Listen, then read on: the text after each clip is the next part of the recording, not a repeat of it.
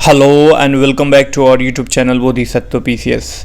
Friends, as you know, we have started Arambha the beginning series for 67th BPSC preliminary examination और आज इसका जो है 12वां दिन है।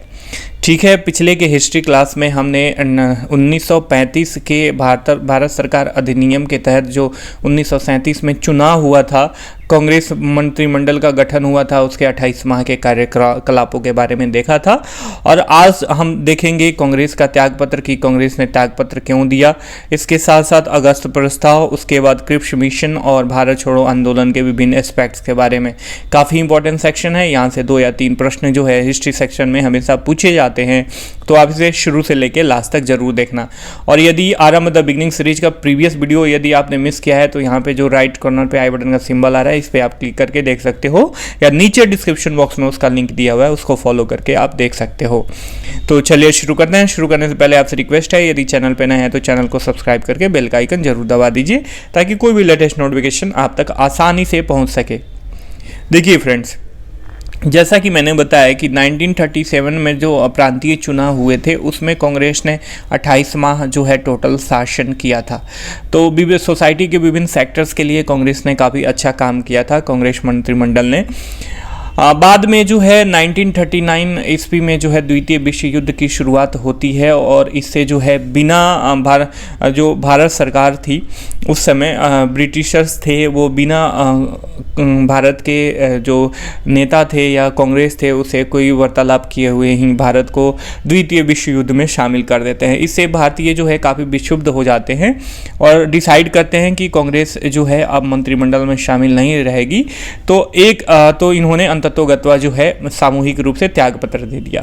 चलिए इसको थोड़ा तथ्यात्मक देख लेते हैं। 1 सितंबर 1939 को द्वितीय विश्व युद्ध प्रारंभ होता है। तत्कालीन वायसराय लिन लिथगो ने प्रांतीय मंत्रिमंडलों या भारतीय से नेता के सलाह लिए बिना ही भारत को ब्रिटेन के साथ युद्ध में धोख दिया तथा देश में जो है आपातकाल की घोषणा कर दी। ठीक है, कांग्रेस औपनिवेशिक स्वराज्य युद्धोपरांत की ब्रिटिश घोषणा से संतुष्ट नहीं हुई। ठीक है, देखिए होता क्या है कि जब द्वितीय विश्व युद्ध शुरुआत होती है ना, तब इसमें जो लिन लिथगो थे तत्कालीन वायसराय, जो भी मंत्रिमंडल के नेता थे उनसे सलाह नहीं लेते हैं और आपातकाल की घोषणा कर देते हैं। ठीक है, और उसके बाद एक लॉलीपॉप थमाने की कोशिश करी जाती है कि भैया तुम लोग हमें सपोर्ट करो और हम जो है औपनिवेशिक युद्धोपरांत जो है औपनिवेशिक स्वराज्य तुम्हें दे देंगे। ठीक है, यहाँ पे स्वराज्य की बात नहीं हो रही है, औपनिवेशिक स्वराज्य की बात हो रही है, ध्यान में रखिएगा।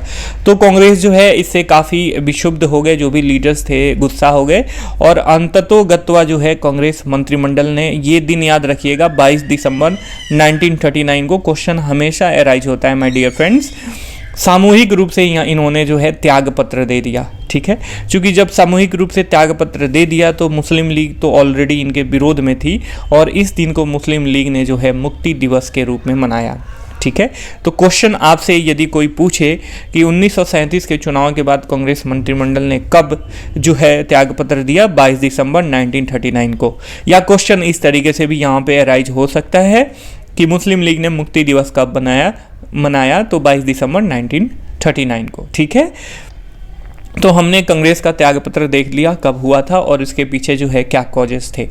अब बात आती है, देखिए तो कांग्रेस मंत्रिमंडल ने त्यागपत्र तो दे ही दिया। अब जो है जब तक भारत का समर्थन अंग्रेजों को नहीं प्राप्त हो पाता तब तक जो है पूर्ण रूपेण जो है युद्ध में उसने अपनी स्थिति को स्ट्रॉन्ग नहीं कर पाते, मतलब अंग्रेज लोग।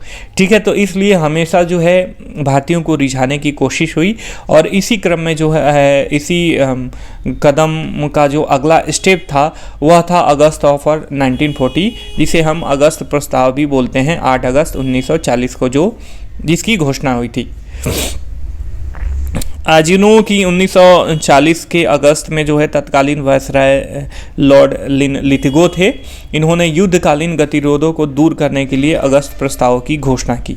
ठीक है, अब देखिए इसमें अगस्त प्रस्ताव की जो घोषणा करी जा रही है उसकी प्रमुख घोषणाएं देख लेते हैं और जिसके सारे प्रावधान जो है युद्ध के बाद के थे। ठीक है, कि युद्ध के बाद जो है जब ऐसा हो जाएगा, युद्ध खत्म हो जाएगा, तो हम आपको ये सहूलियत देंगे।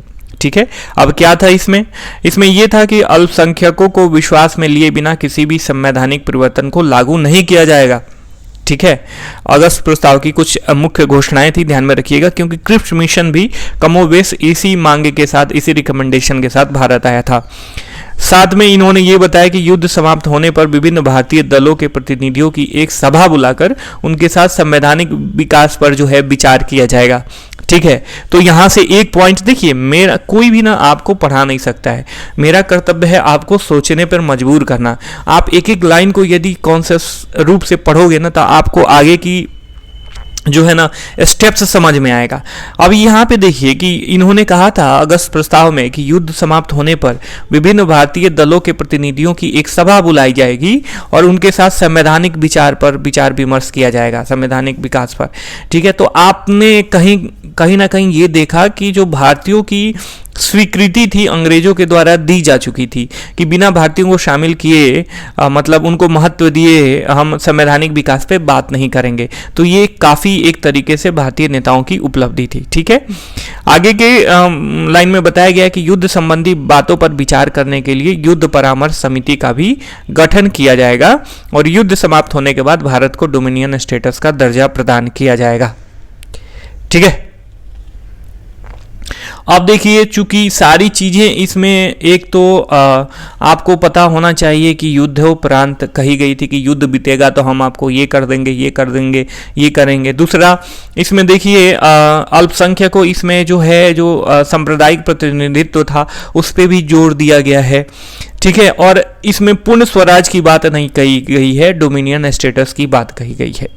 ठीक है, तो मतलब ऑब्वियस है कि ये कांग्रेस के द्वारा, आईएनसी के द्वारा, इंडियन नेशनल कांग्रेस के द्वारा इसको तो स्वीकृत किया नहीं जाना था, इसीलिए कांग्रेस ने अगस्त प्रस्ताव को जो है अस्वीकृत कर दिया और महात्मा गांधी को व्यक्तिगत सविनय अवज्ञा आंदोलन, जिसे व्यक्तिगत सत्याग्रह भी बोलते हैं, आरंभ करने के लिए अधिकृत कर दिया। ठीक है, आप नीचे कमेंट करके बताओ। पिछले क्लास में हालांकि मैंने बता दिया था कि व्यक्तिगत सत्याग्रह में सबसे पहले सत्याग्रही कौन थे, जवाहरलाल नेहरू का कौन सा स्थान आता है, तो आप बताओ मुझे कमेंट करके। ठीक है, अब बात आती है क्रिप्स मिशन की। ये क्रिप्स मिशन भी क्या था, भारतीयों को अपने साथ लेने का एक प्रयास था। 22 मार्च 1942 ईस्वी को भारत आया। ये देखिए उस समय ये हो रहा था कि ब्रिटेन पे काफ़ी देशों का दबाव था, जैसे अमेरिका, रूस, फ्रांस, इनके द्वारा ना ब्रिटेन पे संवैधानिक गतिरोध को जो भारतीयों के साथ था अंग्रेजों का, दूर करने के लिए दबाव देने पर ब्रिटिश प्रधानमंत्री जो उस समय चर्चिल थे, स्टोफर्ड क्रिप्स की अध्यक्षता में एक मिशन 22 मार्च 1942 को भारत भेजा, जिसे क्रिप्स मिशन भी कहते हैं। तो अब क्वेश्चन देखिए यहाँ से प्रीलिम्स में इस तरीके से अराइज हो सकता है कि क्रिप्स मिशन के समय ब्रिटिश प्रधानमंत्री कौन थे। तो ये था नाक को सीधे नहीं घुमा के पूछना, ये तरीका होता है। आयोग यदि विश्लेषणात्मक तरीके से क्वेश्चन पूछे तो ऐसा पूछ सकता है, तो आप ध्यान में रखिएगा। जिसके अन्य सदस्य थे मतलब क्रिप्स मिशन के एपी अलेक्जेंडर और पैट्रिक लॉरेंस। ठीक है, क्रिप्स मिशन भी कमोबेश इसी के रिकमेंडेशन के साथ आया था, जो अगस्त 1940 का प्रस्ताव था, लेकिन जो है कांग्रेस ने इस प्रस्ताव को भी अस्वीकार कर दिया क्योंकि यह भारतीय एकता और अखंडता के लिए घातक था। गांधी जी ने इस प्रस्ताव को दिवालिया बैंक के नाम से भविष्य की तिथि में भुगतान करने वाला चेक कहा। वहीं नेहरू इसमें एडिशन करते हैं और कहा कि क्रिप्स मिशन प्रस्ताव ऐसे बैंक के नाम का चेक है जो टूट रहा है। तो ये लाइन बहुत इंपॉर्टेंट है, एग्जाम में हमेशा पूछता है कि गांधी और नेहरू ने क्या कहा था, तो ध्यान में रखिएगा। ठीक है, मुस्लिम लीग ने भी इसे अस्वीकार कर दिया क्योंकि इसमें जो है पाकिस्तान की बात फॉर्मेशन का कोई भी जो है उल्लेख नहीं था। ठीक है, ये सारी चीज़ें क्रमवार चलती रहीं। उसके बाद अंततोगत्वा इंडियंस ने डिसाइड किया, इंडियंस लीडर ने डिसाइड किया कि अब समय आ गया है फुल फ्लेज लड़ाई की, एकदम हम सीधे विरोध करेंगे और अंततोगत्वा भारत को आज़ाद कराएंगे। इसी क्रम में जो अगली कड़ी थी वह भारत छोड़ो आंदोलन की थी। भारत छोड़ो आंदोलन, आपको पता होना चाहिए कि आज 8 अगस्त 2021 को भारत छोड़ो आंदोलन के 79 वर्ष पूरे हो गए हैं। काफ़ी इंपॉर्टेंट है, पीआईबी के द्वारा एक लेख भी जारी किया गया था इससे संबंधित, उसी के ये अंश है, काफ़ी इंपॉर्टेंट है, तो ध्यान में रखिएगा। एज यू नो भारत छोड़ो आंदोलन को अगस्त क्रांति भी कहा जाता है। अब देख लेते हैं कि भारत छोड़ो आंदोलन क्या था। 8 अगस्त 1942 को महात्मा गांधी ने ब्रिटिश शासन को समाप्त करने का आह्वान किया और मुंबई में अखिल भारतीय कांग्रेस कमेटी के सत्र में जो है भारत छोड़ो आंदोलन की शुरुआत की घोषणा कर दी थी। गांधी जी ने ग्वालिया टैंक मैदान में जो है अपने भाषण में करो या मरो का आह्वान किया, जिसे अगस्त क्रांति मैदान के नाम से भी अब जाना जाता है। ठीक है, करो या मरो से तात्पर्य है या तो हम अपनी आज़ादी को प्राप्त कर लेंगे या उसको प्राप्त करने के प्रयास में मर जाएंगे। ठीक है, स्वतंत्रता आंदोलन की जो है ग्रैंड ओल्ड लेडी, जिसे अरुणा आसफ अली, मतलब अरुणा आसफ अली को ग्रैंड ओल्ड लेडी कहा जाता है, ध्यान में रखिएगा, ये इसी नाम से लोकप्रिय थी। इन्होंने भारत छोड़ो आंदोलन के दौरान मुंबई के ग्वालिया वाला टैंक में जो है भारतीय ध्वज फहराया था। काफ़ी इंपॉर्टेंट है नाम, याद रखिएगा, प्रश्न यहाँ से राइज हो सकता है। भारत छोड़ो, देखिए भारत छोड़ो आंदोलन जो है का नारा किसने दिया था, ये काफ़ी कंफ्यूजिंग है, बच्चे काफ़ी इसमें गलत कर देते हैं।